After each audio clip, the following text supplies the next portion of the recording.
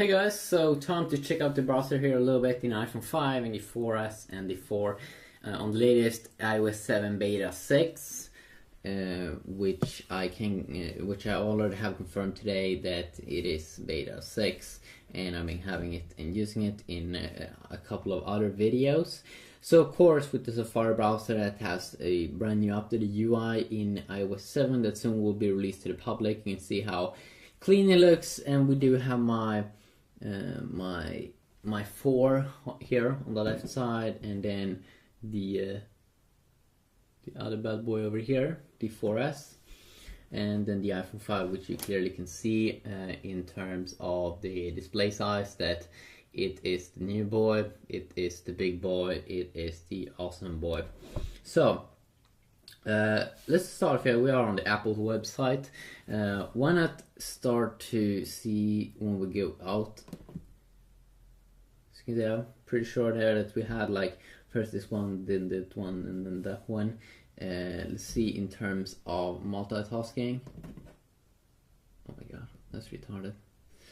Okay, so let's close this down.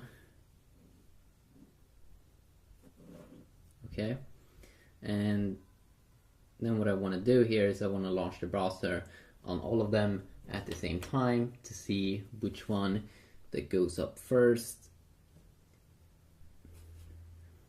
Okay, definitely we can see a huge difference here, that the iPhone 5 definitely was quicker there at loading the page up. Let's try out in terms of smoothness here. If you start off here with the iPhone 5, so we have something to compare with.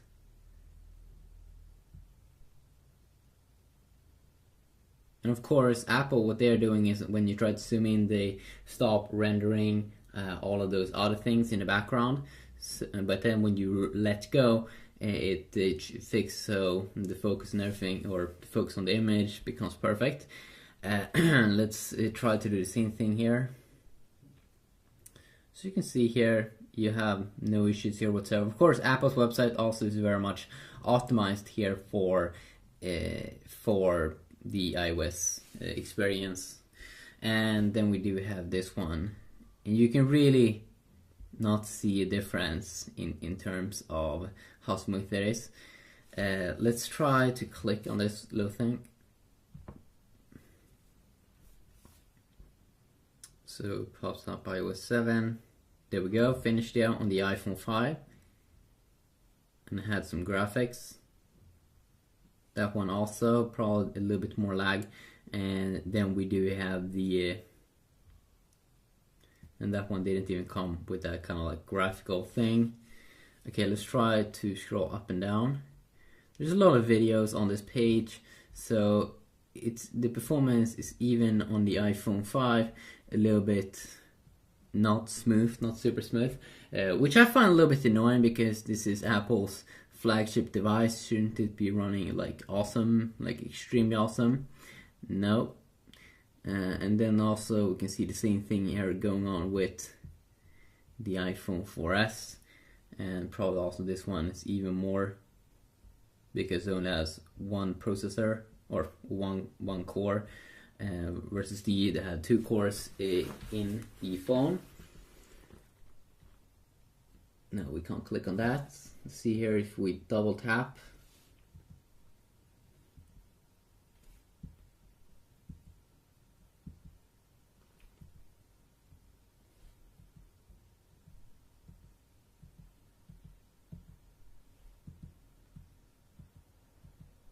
So you can see here we get the best performance and the worst performance here.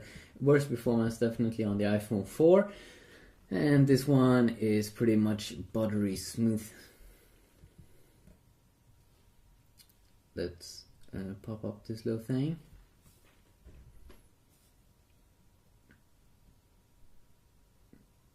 We can also see in terms of color accuracy that the iPhone 5, of course, did get this small little update to the screen, so it became a little bit more vibrant compared to the 4 and the 4S display. So we can see here on the colors that this one just looks a little bit more colorful and more awesome. And now when I have these displays up and running at the moment, when I look at them, let's see here, it almost looks a little bit yellowish, this display in the middle from the 4S. I'm not sure why. It could be something weird with the display or something.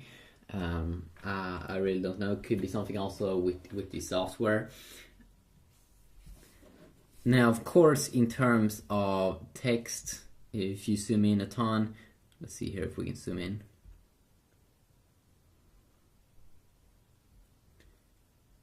See here, zoom in on the text. Oh, it's in different languages. Yeah, that's pretty random. Now, just because Apple always have had a good quality on their displays, you will see good performance on all of the displays. You won't see any pixels or any low quality stuff. Apple already from the beginning with the iPhone 4 were thinking about that, so that of course definitely is pretty nice. You can see here that this one definitely performs the worst. For some reason this iPhone 4 seems to want to move around a little bit more on the table. I'm not sure why. It shouldn't be moving more around than the iPhone 4S. Let's see. No, we can't click on that. Let's do a quick little reload.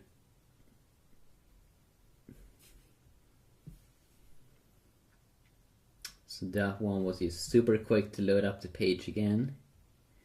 And then the iPhone 4S comes along, and then that one not super far behind. So just a quick little look at the browser.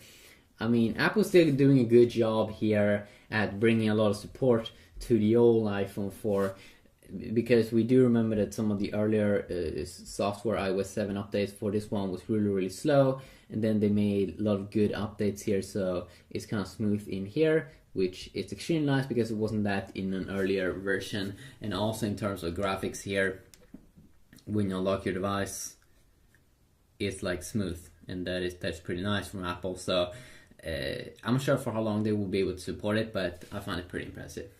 Yeah, quick video.